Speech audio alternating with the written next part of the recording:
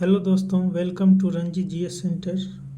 दोस्तों, आज घटनाचक्र मॉडर्न हिस्ट्री का होम रूल लीग आंदोलन जो है दोस्तों इस वीडियो में कवर करेंगे और इससे संबंधित जो भी एमसीक्यू है उन सभी का दोस्तों एक्सप्लेनेशन के साथ देखेंगे।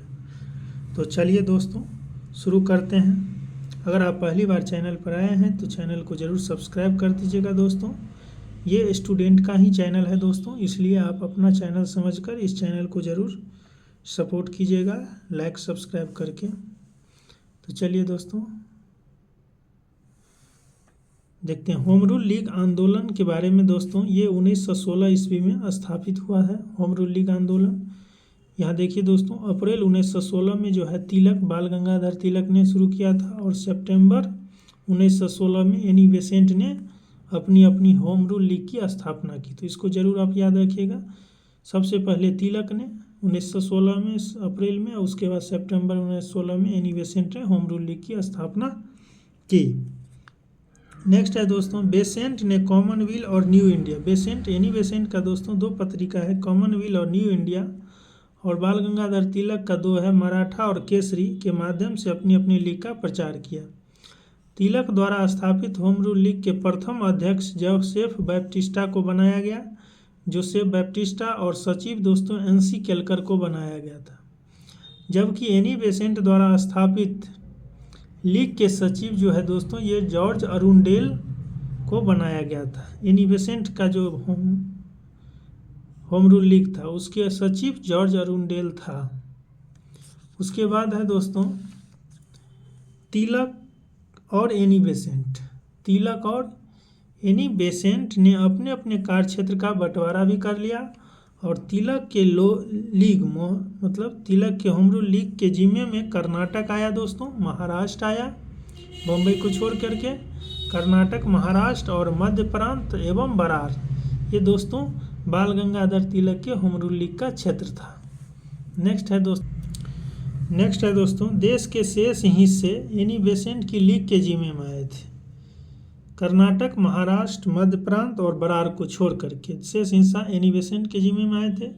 दोनों लीगों ने अपना विलय नहीं किया क्योंकि एनी बेसेंट का कहना था कि उनके विलय यानी तिलक के कुछ समर्थक मुझे पसंद नहीं करते हैं और मेरे कुछ समर्थक उन्हें नापसंद करते हैं, लेकिन मेरे और उनके बीच किसी तरह का कोई झगड़ा नहीं है था। होम रूल आंदोलन के दोनों नेताओं तिलक और एनी बेसेंट की निगाह में स्वराज का अर्थ यह था कि करीब एक जैसा ही था स्वराज का अर्थ, और ये स्वराज का अर्थ था कि ब्रिटिश साम्राज्य के अंतर्गत यानी ब्रिटिश साम्राज्य के अधीन रहते हुए स्थानीय, प्रांतीय और केंद्रीय स्तर पर उत्तरदायी शासन एवं प्रशासन की अधिकाधिक व्यवस्था की जाए।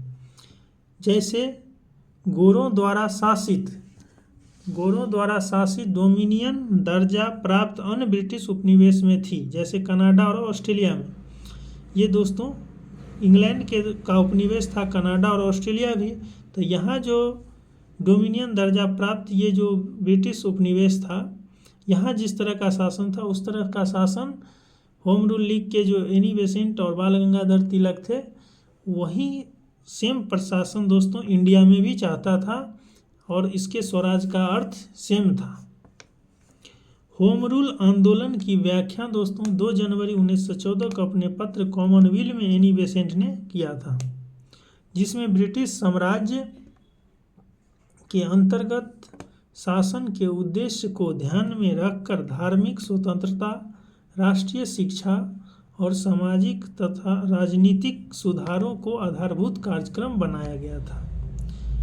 इसमें दोस्तों ब्रिटिश साम्राज्य के अंतर्गत स्वशासन के उद्देश्य को ध्यान में रखकर धार्मिक स्वतंत्रता, राष्ट्रीय शिक्षा और सामाजिक और राजनीतिक सुधार को आधारभूत कार्यक्रम बनाया गया था। इस कॉमनवेल्थ पत्रिका में एनी बेसेंट के द्वारा जो 2 जनवरी 1914 को प्रकाशित हुई थी। भारत में यह आंदोलन जो है दोस्तों प्रथम विश्व युद्ध के दौरान काफ़ी लोकप्रिय रहा। वर्ष 1916 का लखनऊ अधिवेशन, ये कांग्रेस का दोस्तों 1916 में लखनऊ अधिवेशन हुआ था, इसके अध्यक्ष थे अंबिका चरण मजूमदार। 16 का लखनऊ अधिवेशन होम रूल लीग के सदस्यों के लिए अपनी ताकत दिखाने का सुनहरा या अच्छा मौका था। तिलक के समर्थकों ने तो परंपरा ही बना दी, जिस पर कांग्रेस बहुत साल तक टिकी रही। उनके समर्थकों ने लखनऊ पहुंचने के लिए एक ट्रेन आरक्षित रिजर्व की, जिसे कुछ लोगों ने कांग्रेस स्पेशल नाम दिया तो कुछ ने होम रूल स्पेशल कहा। एनी बेसेंट की लीग के संगठन मंत्री जॉर्ज अरुंडेल ने लीग के हर सदस्य से कहा था कि वह लखनऊ अधिवेशन में शामिल होने की पूरी कोशिश करें। नेक्स्ट है दोस्तों, अगला कॉन्सेप्ट है थियोसॉफिकल सोसाइटी। ये दोस्तों एक संस्था है थियोसॉफिकल सोसाइटी, जिसकी स्थापना 1875 ईस्वी में किया गया था। कहाँ पर? अमेरिका में। किसके द्वारा? मैडम ब्लावेटस्की और कर्नल अल्काट द्वारा। तो इसके द्वारा दोस्तों मैडम ब्लावेटस्की और कर्नल अल्काट द्वारा अमेरिका में जो है 1875 ईस्वी में थियोसॉफिकल सोसाइटी की स्थापना की गई थी। एनी बेसेंट जो है दोस्तों 1889 ईस्वी में दोस्तों इसका सदस्य बना। अब दोस्तों MCQ करेंगे हम लोग, जितने भी MCQ दिया हुआ है सारा का डिटेल्स एक्सप्लेनेशन के साथ करेंगे। तो चलिए दोस्तों पहला क्वेश्चन देखिए, होम रूल लीग आंदोलन सर्वप्रथम किसने शुरू किया? तो होम रूल लीग आंदोलन दोस्तों एनी बेसेंट और तिलक दोनों ने स्टार्ट किया, पर यहाँ कह रहा है कि सर्वप्रथम किसने शुरू किया। तो ये जो दिया था दोस्तों 1914 में सबसे पहले कौन शुरू किया, तो यहाँ तिलक ही दोस्तों सबसे पहले स्थापना किया था। ये अप्रैल में किया था स्थापना, देखिएगा ये अप्रैल में स्थापना किया था 1916 में, और ये एनी बेसेंट जो है ये सितंबर में किया था। पर कहता होम रूल लीग आंदोलन सर्वप्रथम किसने शुरू किया, तो यहाँ ऑप्शन जो है ऑप्शन ए दिया है दोस्तों। यहाँ देखते हैं एक्सप्लेनेशन देखिएगा, भारत में होम रूल लीग आंदोलन सर्वप्रथम एनी बेसेंट ने प्रारंभ किया था, यद्यपि होम रूल लीग की स्थापना सर्वप्रथम अप्रैल 1916 में तिलक ने किया था। यानी स्थापना में दोस्तों पहला स्थापना होम रूल लीग आंदोलन का तिलक ने ही किया था, पर शुरुआत जो है दोस्तों होम रूल लीग आंदोलन की सर्वप्रथम शुरुआत जो है ये एनी बेसेंट ने ही किया था। तो इसलिए इसका करेक्ट ऑप्शन हो जाएगा एनी बेसेंट, आरंभ यानी शुरू करने के अंतर्गत, जबकि स्थापना के क्रम में दोस्तों तिलक प्रथम पहले होगा। तो यहाँ पूछ रहा है किसने शुरू किया सबसे पहले, तो एनी बेसेंट। नेक्स्ट क्वेश्चन देखिएगा दोस्तों 2 नंबर, 1915-16 में 2 होम रूल लीग आरंभ की गई थी, इसके नेतृत्व में, किसके नेतृत्व में, तो इसका करेक्ट ऑप्शन हो जाएगा तिलक और एनी बेसेंट के नेतृत्व में। इसका एक्सप्लेनेशन देखिए दोस्तों क्या है, 1916 ईस्वी में तिलक ने, अप्रैल 1916 में तिलक ने और सितंबर 1916 में एनी बेसेंट ने अपनी अपनी होम रूल लीग की स्थापना की। एनी बेसेंट ने कॉमनवेल्थ और न्यू इंडिया तथा तिलक ने मराठा और केसरी के माध्यम से अपना प्रचार किया। तो मराठा और केसरी जो है तिलक का था और कॉमनवेल्थ और न्यू इंडिया एनी बेसेंट का था दोस्तों, तो इसको जरूर आप याद रखिएगा। नेक्स्ट क्वेश्चन देखिएगा दोस्तों, तीसरा नंबर क्वेश्चन आप लोग देखिएगा क्या है, एनी बेसेंट मुक्त संबंध रही है। एनी बेसेंट किससे संबंधित रही? सविनय अवज्ञा आंदोलन, गृह शासन आंदोलन, इसी को दोस्तों होम रूल कहते हैं, गृह शासन होम रूल लीग आंदोलन। तो Annie Besant home rule league आंदोलन से संबंधित, ठीक है दोस्तों। तो इसका एक्सप्लेनेशन नहीं देखेंगे, चूँकि ये एनी बेसेंट गृह शासन या होम रूल आंदोलन से संबंधित थे। और सबसे पहले होम रूल आंदोलन की व्याख्या दोस्तों 2 जनवरी 1914 को इन्होंने अपने पत्र कॉमनवेल्थ में ही किया था। नेक्स्ट दोस्तों 4 नंबर क्वेश्चन देखिएगा, प्रथम विश्व युद्ध के दौरान आंदोलन जो भारत में लोकप्रिय हुआ था वह था, तो प्रथम विश्व युद्ध के दौरान जो आंदोलन लोकप्रिय हुआ था दोस्तों ये होम रूल लीग आंदोलन, बी ऑप्शन करेक्ट हो जाएगा। नेक्स्ट क्वेश्चन दोस्तों 5th नंबर देखिएगा, निम्नलिखित में से किसका योगदान होम रूल लीग की स्थापना में नहीं था। तो होम रूल लीग की स्थापना में किसका योगदान नहीं था दोस्तों, बाल गंगाधर तिलक और एनी बेसेंट तो दोनों स्थापना करने वाले ही थे। एम सुब्रमण्यम अय्यर दोस्तों और टी.एस. अलकाट, तो ये दोस्तों टी.एस. अलकाट जो थे ये देखिएगा दोस्तों ये थियोसॉफिकल सोसाइटी के संस्थापक थे। अलकाट, कर्नल अलकाट और मैडम ब्लावेटस्की, इसको भी याद रखिएगा। देखिएगा दोस्तों, मैडम ब्लावेटस्की और कर्नल आलकाट, ये जो है दोस्तों यूएसए में जो है 1875 ईस्वी में थियोसॉफिकल सोसाइटी के संस्थापक थे। तो इसलिए इसका करेक्ट ऑप्शन हो जाएगा दोस्तों टीएस आलकाट। नेक्स्ट क्वेश्चन, इसका एक्सप्लेनेशन दोस्तों देख लिए थे। टीएस आलकाट होम रूल लीग से नहीं बल्कि थियोसॉफिकल सोसाइटी की स्थापना से संबंधित थे। तिलक अप्रैल 1916, एनी बेसेंट सितंबर 1916 में होम रूल लीग शुरू किया। एस सुब्रमण्यम अय्यर भी एनी बेसेंट की होम रूल लीग की स्थापना से संबंधित थे। तो एस सुब्रमण्यम भी होम रूल लीग में थे। नेक्स्ट क्वेश्चन दोस्तों 6 नंबर देखिएगा। निम्नलिखित में से कौन होम रूल आंदोलन से नहीं जुड़ा था? तो होम रूल आंदोलन से कौन नहीं जुड़ा था दोस्तों? एनी बेसेंट, बाल गंगाधर तिलक, जी सुब्रमण्यम। तो इसका करेक्ट होगा सी आर दास, चित्तरंजन दास। ये दोस्तों स्वराज पार्टी से संबंधित। नेक्स्ट क्वेश्चन दोस्तों 7 नंबर देखिएगा। किस अधिवेशन में होम रूल समर्थक अपनी राजनीतिक शक्ति का सफलतापूर्वक प्रदर्शन कर सके? किस अधिवेशन में होम रूल समर्थक अपनी राजनीतिक शक्ति का प्रदर्शन कर सके सफलतापूर्वक दोस्तों? तो कांग्रेस का दोस्तों 1916 का जो लखनऊ अधिवेशन था, उस अधिवेशन में होम रूल के समर्थक ने अपने राजनीतिक शक्ति का प्रदर्शन किया था। ये दोस्तों 39 बीपीएससी 1994 में पूछा हुआ क्वेश्चन है। 1916 में लखनऊ अधिवेशन में होम रूल सदस्यों ने अपनी राजनीतिक शक्ति का प्रदर्शन किया। नेक्स्ट दोस्तों 8 नंबर क्वेश्चन देखिएगा। होम रूल आंदोलन भारत के स्वतंत्रता संग्राम के एक नए चरण के आरंभ का द्योतक था, क्योंकि क्यों था दोस्तों होम रूल आंदोलन भारत के स्वतंत्रता संग्राम का एक नया चरण का शुरुआत? क्योंकि इसने देश के सामने सेल्फ गवर्नमेंट यानी स्वशासन की एक ठोस योजना रखी। इसलिए ये दोस्तों स्वतंत्रता संग्राम के एक नए चरण के आरंभ का द्योतक है। ये दोस्तों 41 बीपीएससी 1996 में पूछा है। इसका उद्देश्य क्या था दोस्तों? तो होम रूल आंदोलन के दोनों नेताओं तिलक और एनी बेसेंट की निगाह में स्वराज का अर्थ था ब्रिटिश साम्राज्य के अंतर्गत स्थानीय, प्रांतीय और केंद्रीय स्तर पर उत्तरदायी शासन एवं प्रशासन की अधिकाधिक व्यवस्था की जाए, जैसे कनाडा और ऑस्ट्रेलिया में जो दोस्तों था। ये भी ब्रिटिश उपनिवेश था, पर यहाँ दोस्तों ब्रिटिश साम्राज्य के अंदर रहकर स्थानीय, प्रांतीय और केंद्रीय स्तर पर उत्तरदायी शासन प्रशासन की व्यवस्था थी। नेक्स्ट क्वेश्चन 9 नंबर दोस्तों। होम रूल लीग के संबंध में निम्नलिखित में से क्या असत्य है? असत्य पूछ रहा है कि कौन सा चीज़ असत्य है। सबसे पहले इनकी योजना एनी बेसेंट ने वर्ष 1914, 15, 16 में की थी, तो ये तो सही है दोस्तों। होम रूल आंदोलन की सबसे पहले योजना एनी बेसेंट 1914-15 में की थी और कॉमनवेल्थ पत्रिका में दोस्तों प्रकाशित किया था। नेक्स्ट है दोस्तों बी ऑप्शन। तिलक की home rule league Maharashtra, Karnataka, Madhya Prant एवं बरार तक सीमित था। तो ये भी सही है दोस्तों। यानी तिलक का ये क्षेत्र था महाराष्ट्र, कर्नाटक, मध्य प्रांत और बरार। तिलक द्वारा स्थापित होम रूल लीग अधिक शक्तिशाली था, ये डॉट है दोस्तों। उसके बाद तिलक और बेसेंट के मतभेदों के उपरांत दोनों लीग बनी रही, ये गलत है दोस्तों। तिलक और बेसेंट ये सही है, शक्तिशाली थी।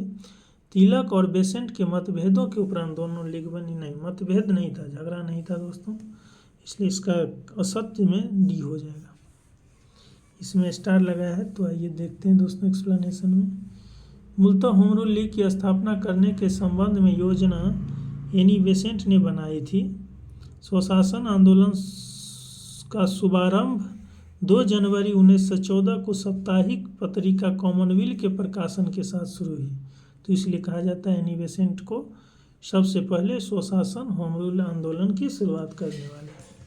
इस पत्रिका ने ब्रिटिश साम्राज्य के अंतर्गत स्वशासन के उद्देश्य को ध्यान में रखते हुए धार्मिक स्वतंत्रता, राष्ट्रीय शिक्षा, सामाजिक और राजनीतिक सुधारों को अपना आधारभूत कार्यक्रम बनाया। इस कार्यक्रम के अनुसरण के लिए 2 पृथक होम रूल लीग की स्थापना की गई। दोनों लीग एक दूसरे के पूरक थी और अप्रैल 1916 में तिलक ने इंडियन होम रूल लीग की स्थापना की। उसके 5 माह बाद सितंबर 1916 में एनी बेसेंट ने होम रूल लीग की स्थापना की। तिलक की लीग कर्नाटक, महाराष्ट्र, मध्य प्रांत और बरार की 6 शाखाओं तक सीमित थी। देश के बाकी हिस्से एनी बेसेंट की लीग के जिम्मे में आए। बेसेंट की लीग का संगठन बहुत ढीला था। कोई भी 3 व्यक्ति कहीं भी शाखा खोल सकते थे, जबकि तिलक की लीग का संगठन बहुत मजबूत थी। सभी 6 शाखाओं के काम और कार्य क्षेत्र निर्धारित थे। दोनों लीग ने अपना विलय नहीं किया, क्योंकि एनी बेसेंट के शब्दों में उनके यानी तिलक के कुछ समर्थक मुझे पसंद नहीं करते और मेरे कुछ समर्थक उन्हें नापसंद करते थे, लेकिन मेरे और उनके बीच किसी तरह का कोई झगड़ा नहीं था। तो इस प्रकार तिलक और एनी बेसेंट में मतभेद नहीं थे। तो डी ऑप्शन जो है दोस्तों देखिएगा, ये डी ऑप्शन ये गलत है। तिलक और बेसेंट मतभेद के उपरांत दोनों लीग बनी थी, ये गलत है।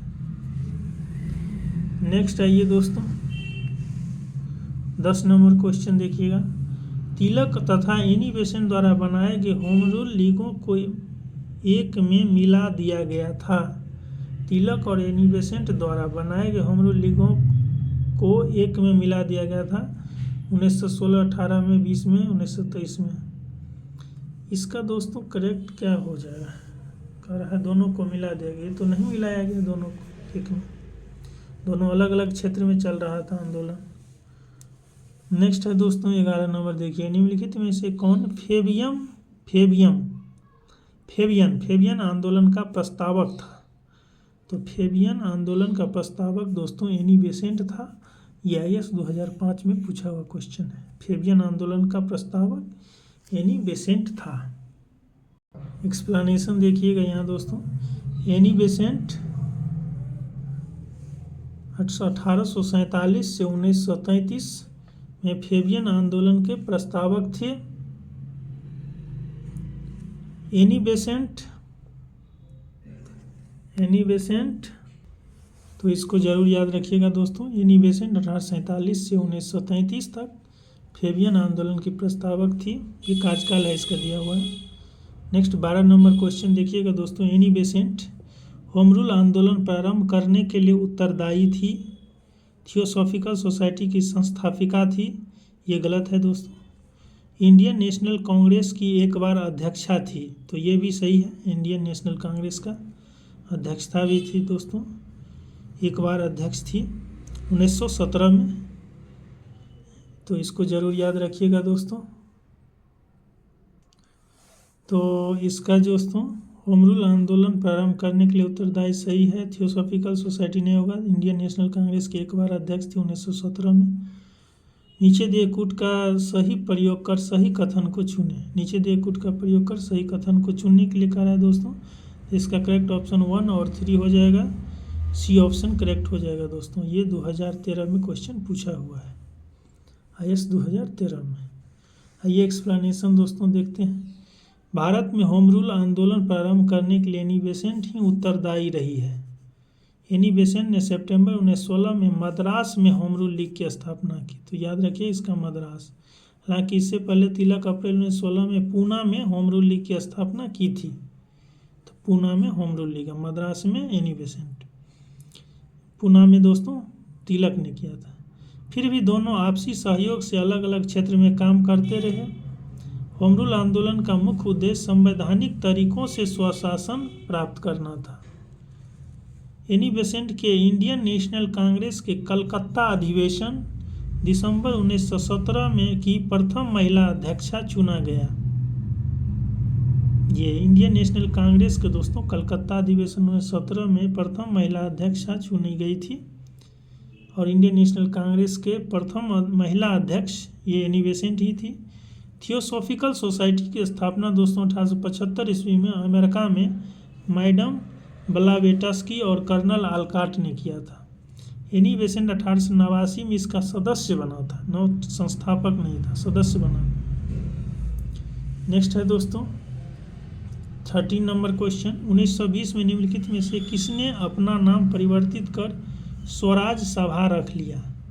तो स्वराज सभा दोस्तों 1920 में अपना नाम परिवर्तित कर, तो ये all India home rule league, इन्होंने दोस्तों अपना नाम बदलकर स्वराज सभा रख लिया। ये 2018 में क्वेश्चन पूछा हुआ है कि 1920 में किसने अपना नाम परिवर्तित कर स्वराज सभा रख लिया, तो all India home rule league. आइए दोस्तों एक्सप्लेनेशन देखते हैं। होम रूल आंदोलन Akhil Bharatiya home rule league, all India home rule league एक राष्ट्रीय राजनीतिक संगठन था जिसकी स्थापना अप्रैल 1916 में बाल गंगाधर तिलक और एनी बेसेंट सितंबर 1916 में किया था।